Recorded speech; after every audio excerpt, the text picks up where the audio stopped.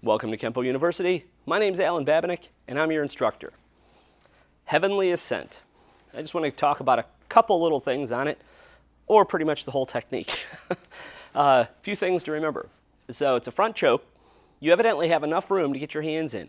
Do not put your hands together like this, okay? Don't do that. It's just your left hand goes on top of your right hand. Should kind of look familiar, all right? When you're doing that first move, the guy's got you. Don't do a split step. Don't go like that or step back and step in. You don't do the split step. Just step in. You're not trying to punch the guy in the jaw or anything like that, okay? You're trying to break the hold. So if anything extra happens, good for you. But when we're doing the technique, the guy's choking me and I can't breathe. So I'm going to move back a little bit. The guy's choking me. I can't breathe. My hands go together. I step forward. Now my elbows are in. I step forward. I'm punching up. So again, I'm not punching forward. I'm not punching the guy.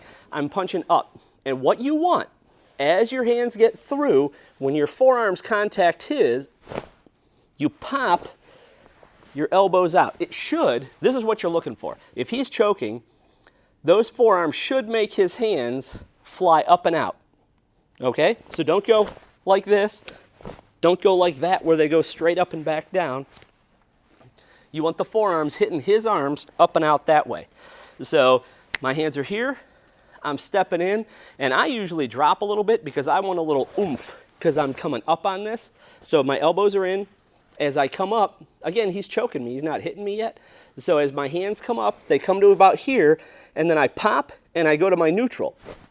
So everything's popping. If you notice, my stance goes from, oh, I'm facing the guy in more of a close kneel, to my neutral. And my hands are over my head. I don't want to be like this, because then if his hand came back down, he can hit me in the head, right? So you want to keep your hands up so that you have natural blocks against his hands coming back down. Now, the timing is, I'm going to turn sideways a little bit for this, going on an angle, so I'm not facing the wall, I'm going to the corner over that way.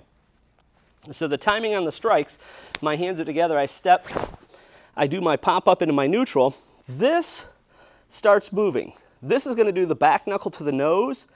As it hits the nose, that's about your timing. Now I want to pivot to my forward bow and hit down with that palm. Now that palm, the back knuckle hit to the nose, the palm strikes to the top of the nose. What's going to happen, or what you want to happen, this goes down the nose.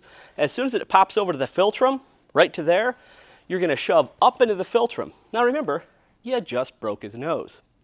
It hurts. So there's not going to be any resistance on that. You can't, if you happen to go further and push on the chin, it still exposes the target. All right, there's nothing wrong with doing that. It still exposes the target, but especially if the guy's a lot bigger than me, I'd rather push on the broken nose. Okay, and especially if you've ever been pushed up on the philtrum like that, there's not a lot of resisting that.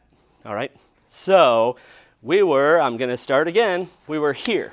I go hit, and those arms flicked out as I did my neutral. This is a compound motion. This is downward.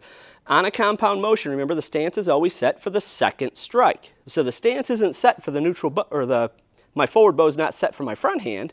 I'm already in a neutral bow. My stance is set for the second one. So really, if you see how the stance is for this. I push back up, my hand's in my half fist over here. I push back up, and I pivot back to my neutral. So I'm going from forward with the front hand, or sorry, forward with the back hand, and then I pivot back to the half fist to the throat, and I'm back into a neutral.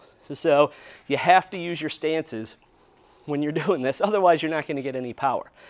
So, but remember, on a compound motion, this is just like 5 swords. When I do 5 swords, I hit, this hand's back here, and I'm set. When I do this, the sword hand is the front hand. I'm in my neutral already. The stance is set for the second strike, whether you do the eye spear, whether you do the palm, whatever.